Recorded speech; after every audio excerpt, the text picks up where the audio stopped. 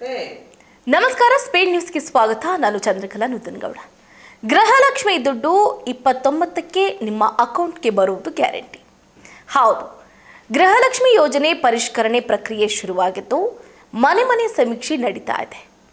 ಪ್ರತಿಯೊಬ್ಬ ಫಲಾನುಭವಿಗಳಿಗೂ ಹೊಸ ಅರ್ಜಿ ಕಡ್ಡಾಯ ಆಗಿದ್ದು, ಮುಖ್ಯಮಂತ್ರಿ ಡಿ ಕೆ ಶಿವಕುಮಾರ್ ಅವರು ಗೃಹಲಕ್ಷ್ಮಿ ಪರಿಷ್ಕರಣೆ ಕುರಿತು ಬಿಗ್ ಅಪ್ಡೇಟ್ ಅನ್ನು ಕೊಟ್ಟಿದ್ದಾರೆ.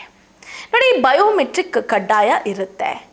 ಮರುಪರಿಶೀಲನೆ ಹಂತದಲ್ಲಿ ಫಲಾನುಭವಿಗಳ ಬಯೋಮೆಟ್ರಿಕ್ ಮತ್ತು ಮುಖ ಚಹರೆ ದೃಢೀಕರಣ ಪಡೆಯುವುದಕ್ಕೆ ಅವಕಾಶ ಕಲ್ಪಿಸಲಾಗಿದೆ. ಇದೇ ಉದ್ದೇಶಕ್ಕಾಗಿ ಮೊಬೈಲ್ ಆ್ಯಪ್ ಮತ್ತು ವೆಬ್ ಪೋರ್ಟಲ್ ಅಭಿವೃದ್ಧಿಪಡಿಸಲಾಗಿದ್ದು, ಅವುಗಳ ಅಂತಿಮ ಹಂತದ ಪರಿಶೀಲನೆ ನಡೀತಿದೆ ಅಂತ ಸಿಎಂ ಡಿ ಕೆ ಶಿವಕುಮಾರ್ ಅವರು ತಿಳಿಸಿದರು.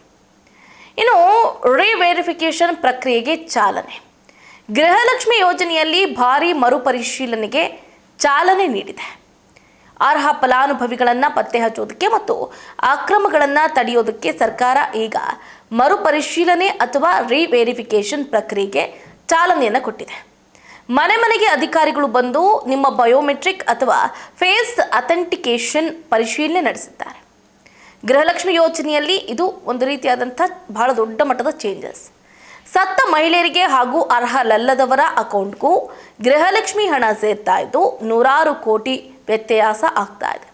ಹೀಗಾಗಿ ಯೋಜನೆ ದುರ್ಬಳಕೆ ತಡೆದು ಅರ್ಹರಿಗೆ ಹಣ ಸೇರುವಂತೆ ಮಾಡುವುದಕ್ಕೆ ಸರ್ಕಾರ ಯೋಜನೆ ಪರಿಷ್ಕರಣೆ ಮುಂದಾಗಿದೆ. ಅಕ್ರಮ ಹಣ ಸಂದಾಯ ತಡೆಗಟ್ಟುವುದಕ್ಕೆ ಇನ್ಮುಂದೆ ಒನ್ ಟೈಮ್ ಬಯೋಮೆಟ್ರಿಕ್ ವ್ಯವಸ್ಥೆಯನ್ನು ಜಾರಿಗೆ ತರಲಾಗ್ತಾ ಇದೆ. ನೋಡಿ, ಹೊಸ ಅರ್ಜಿಗೆ ಸಲ್ಲಿಕೆ ಕಡ್ಡಾಯ. ಗೃಹಲಕ್ಷ್ಮಿ ಗೃಹಜ್ಯೋತಿ ಯೋಜನೆಗಾಗಿ ಅರ್ಜಿ ಸಲ್ಲಿಕೆ ಕಡ್ಡಾಯ ಮಾಡಿದ ಸರ್ಕಾರ ಶೀಘ್ರದಲ್ಲೇ ಅರ್ಜಿ ಸಲ್ಲಿಕೆಗೆ ಅವಕಾಶ ನೀಡಲಿದೆ. ಇದಕ್ಕೆ ಸಂಬಂಧಪಟ್ಟಂತೆ ಹೊಸ ಅರ್ಹತಾ ಮಾನದಂಡಗಳು ಬಹಿರಂಗಗೊಳಿಸಲಿದೆ. ಹೊಸ ಅರ್ಜಿಯಲ್ಲಿ ಹಾಗಾದರೆ ಏನೇನೆಲ್ಲ ಮಾನದಂಡಗಳಿರುತ್ತೆ, ಅಂದರೆ ರೂಲ್ಸ್ ರೆಗ್ಯುಲೇಷನ್ಸನ್ನು ಏನು ಫಾಲೋ ಮಾಡಬೇಕಾಗುತ್ತೆ ಅಂತ ನೋಡೋದಾದರೆ, ಗೃಹಲಕ್ಷ್ಮಿ ಯೋಜನೆಯ ಫಲಾನುಭವಿಗಳಿಗಾಗಿ ಮಹಿಳಾ ಮತ್ತು ಮಕ್ಕಳ ಇಲಾಖೆ ಹೊಸದಾಗಿ ಅರ್ಜಿ ತಯಾರಿಸಿದೆ. ಹೊಸ ಅರ್ಜಿ ಮತ್ತು ಅದರಲ್ಲಿ ಇರುವಂಥ ಪ್ರಶ್ನೆಗಳನ್ನು ಸರ್ಕಾರ ಮತ್ತು ಹಣಕಾಸು ಇಲಾಖೆಗೆ ಪ್ರಸ್ತಾವನೆ ಸಲ್ಲಿಸಿದೆ. ಈ ಬಾರಿ ಗೃಹಲಕ್ಷ್ಮಿ ಯೋಜನೆ ಅರ್ಜಿ ಪ್ರತಿಯಲ್ಲಿ ಏನೇನೆಲ್ಲ ಪ್ರಶ್ನೆಗಳು ಇರಬಹುದು, ಯಾವೆಲ್ಲ ದಾಖಲೆಗಳನ್ನು ನೀಡಬಹುದು, ಹಾಗಾದರೆ ನೋಡಿ ಏನೇನೆಲ್ಲ ಪ್ರಶ್ನೆಗಳು ಇರುತ್ತೆ, ಯಾವೆಲ್ಲ ದಾಖಲೆಗಳು ಕೊಡಬೇಕು ಅಂತ ನೋಡೋದಾದರೆ, ಮನೆ ಯಜಮಾನಿ ಯಾರು, ಅಂದರೆ ಮನೆಯ ಕಂಪ್ಲೀಟ್ ಜವಾಬ್ದಾರಿಯನ್ನು ಯಾರು ಹೊತ್ತಿದ್ದಾರೆ, ಅಂದರೆ ತಾಯಿನೋ ಹೆಂಡತಿನೋ ಅಥವಾ ಅಜ್ಜಿನೋ ದೊಡ್ಡಮ್ಮನೋ, ಈ ರೀತಿ ಮನೆ ಜವಾಬ್ದಾರಿಯನ್ನು ಯಾರು ಹೊತ್ತಿರ್ತಾರೆ ಅವರ ಡೀಟೇಲ್ಸನ್ನು ಕೊಡಬೇಕಾಗುತ್ತೆ. ಹಾಗೆ ಆಧಾರ್ ಸಂಖ್ಯೆಯ ನಂಬರ್ ಕೂಡ ಕೊಡಬೇಕಾಗುತ್ತೆ. ಕಂಪ್ಲೀಟ್ ಡೀಟೇಲ್ಸ್ ಇರುತ್ತೆ, ಊರು, ವಯಸ್ಸು, ಹಾಗೆ ಸೇರಿದಂತೆ ಆಧಾರ್ ನಂಬರ್ ಕೂಡ ಇರುತ್ತೆ, ಗಂಡನ ಹೆಸರು, ತಂದೆ ಹೆಸರು ಅಥವಾ ಇತ್ಯಾದಿ ಇತ್ಯಾದಿ ಇರುತ್ತೆ. ಸೊ ಅದರ ಡೀಟೇಲ್ಸನ್ನು ಕೊಡಬೇಕಾಗುತ್ತೆ. ಇನ್ನು ಮನೆಯ ಯಜಮಾನಿಯ ಬ್ಯಾಂಕ್ ಖಾತೆ ವಿವರವನ್ನು ಕೂಡ ಕೊಡಬೇಕಾಗುತ್ತೆ. ನೋಡಿ, ಡೀಟೇಲ್ಸನ್ನು ಕೂಡ ನಾವು ಕೊಡಬೇಕಾಗುತ್ತೆ. ಮನೆಯ ಯಜಮಾನಿಯ ಬ್ಯಾಂಕ್ ಖಾತೆಯ ವಿವರವನ್ನು ಕೂಡ ಸಲ್ಲಿಕೆ ಮಾಡಲಾಗುತ್ತೆ.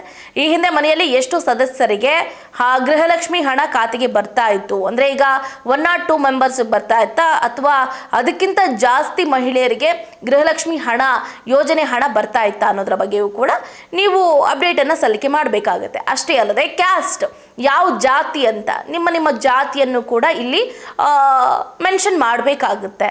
ಸೊ ಮನೆಯ ಯಜಮಾನಿ ಪತಿಯ ಹೆಸರು, ಆಧಾರ್ ಸಂಖ್ಯೆ, ಆಧಾರ್ ಕಾರ್ಡ್ ದಾಖಲಾತಿ ಸಲ್ಲಿಕೆ ಮಾಡಬೇಕಾಗುತ್ತೆ.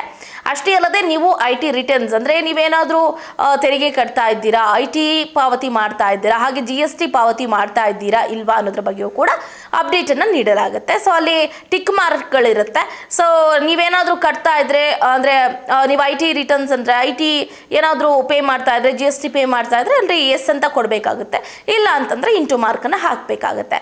ನಿಮ್ಮ ಬಳಿ ಅಬೋವ್ ಪಾವರ್ಟಿ ಲೈನ್ ಅಂದರೆ APL ಕಾರ್ಡ್ ಇದೆಯಾ ಅಥವಾ ಬಿಲೋ ಪಾವರ್ಟಿ ಲೈನ್ ಕಾರ್ಡ್ ಇದೆಯಾ ಅನ್ನೋದನ್ನು ಕೂಡ, ಅಂದರೆ ಬಡತನದ ರೇಖೆಗಿಂತ ಕಡಿಮೆ ಇರುವಂತಹ ಕಾರ್ಡನ್ನು ಹೊಂದಿದ್ದೀರಾ ಏನು ಎತ್ತ ಅನ್ನೋದರ ಅಪ್ಡೇಟನ್ನು ಕೂಡ ನೀವಿಲ್ಲಿ ಸಲ್ಲಿಕೆ ಮಾಡಬೇಕಾಗತ್ತೆ. ಇದನ್ನು ನೀವೇನಾದರೂ ಅಪ್ಡೇಟ್ ಮಾಡಿದ್ರಿ ಅಂದ್ಕೊಳ್ಳಿ, ಗೃಹಲಕ್ಷ್ಮಿ ಹಣ ನಿಮ್ಮ ಅಕೌಂಟ್ಗೆ 29ನೇ ತಾರೀಕು ಹಣ ಬರೋದ್ರಲ್ಲಿ ಯಾವುದೇ ರೀತಿಯಾದಂಥ ಅನುಮಾನ ಇಲ್ಲ. ಈಗಾಗಲೇ ಈ ಎಲ್ಲ ಅಪ್ಡೇಟ್ಗಳನ್ನು ನೀವು ಅಪ್ಡೇಟ್ ಮಾಡಿದರೆ ಸೊ ನಿಮ್ಮ ಖಾತೆಗೂ ಕೂಡ ಅತಿ ಶೀಘ್ರದಲ್ಲೇ ಹಣ ಬರುತ್ತೆ ಅಂತ ಹೇಳಲಾಗ್ತಾ ಇದೆ. ಇದಾಗುತ್ತೆ ಇವರೆಗಿನ ಅಪ್ಡೇಟ್. ನೋಡ್ತಾ ಇರಿ ಸ್ಪೀಡ್ ನ್ಯೂಸ್, ನಿಮ್ಮದು ವೇಗ ನಮ್ಮದು.